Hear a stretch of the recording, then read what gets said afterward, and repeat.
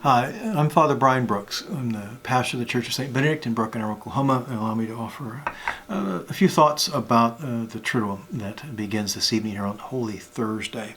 The Triduum is for us the three most sacred days in the entire year. And that's what that word means. The Triduum means the 3 days in Latin. And these 3 days of Holy Thursday, Good Friday, and Holy Saturday, they're the high points of Holy Week.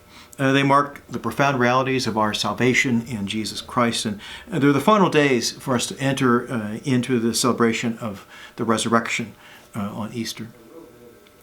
On Holy Thursday, we celebrate two profound gifts that Jesus gives us. The first is the real presence of himself in the Eucharist, which Jesus institutes at the Passover meal with his disciples in what we now call the Lord's Supper. Jesus gives us as the church another gift, and that's the gift of the ordained priesthood. On Good Friday, we enter into the passion of Jesus, his crucifixion and death on the cross for our salvation. It is a day of prayer and of fasting, meaning one regular meal and also abstaining from eating meat, beef, poultry, or pork. On Holy Saturday, we should spend the day in prayer, focusing on the sacrifice of Jesus on the cross as our final preparation for Easter. Now, certainly, this is not the Holy Week or the Triduum that we expected this year, but it's the one that we have. We're under stay-at-home orders as health precautions for the COVID virus.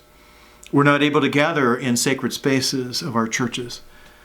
We're not able to share in the gift of the Eucharist in a physical communion. Instead, you've been asked to make a spiritual communion through the live streaming of our liturgies.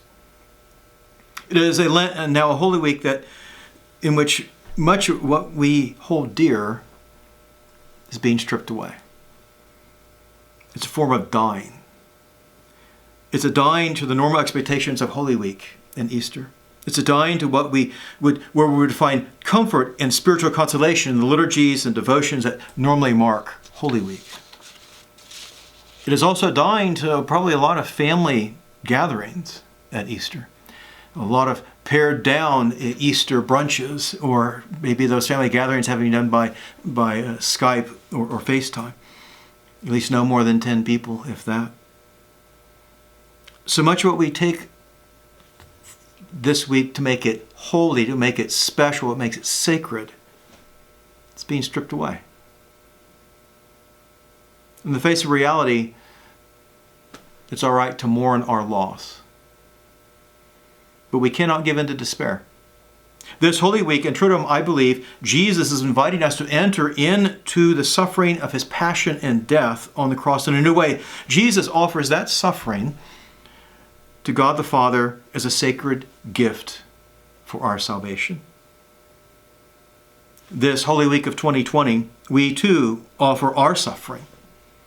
It is the offering of losing what normally gives us comfort and peace in these sacred days by entering into this death in a new way, however painful. I believe that we can form our lives in a new way to that of Jesus on the cross. By doing so, we join our lives to his in the resurrection in a new way. This is the Holy Week and the Triduum and the Easter that we have. But with God's grace, let us make the most of it. Not to give in to despair, but to make the most of it so that the true joy of Easter will find a home in our hearts. Now, we've sent out from our parish church and elsewhere ideas on how to celebrate the Triduum at home tonight. We'll be having the live streaming the Mass of the Lord's Supper. We have the Good Friday Stations of the Cross tomorrow at 3, the Veneration of the Cross at 7. Holy Saturday, we will live stream the Easter Vigil Mass at 8:30 in the evening. On Easter Sunday, we will live stream the Easter Sunday Mass at 9 in the morning. And I'm going to renew this as I did earlier. I made this earlier. At 12 noon here at St. Benedict's, we're going to ring the bells in the bell tower. A long, joyous pealing of the bells to celebrate the resurrection. And I encourage you, I ask you, wherever you're at, whomever you're with, at that hour, at 12 noon on Sunday, ring bells. If you don't have any bells, then find a substitute. The ringtone on your phone might work.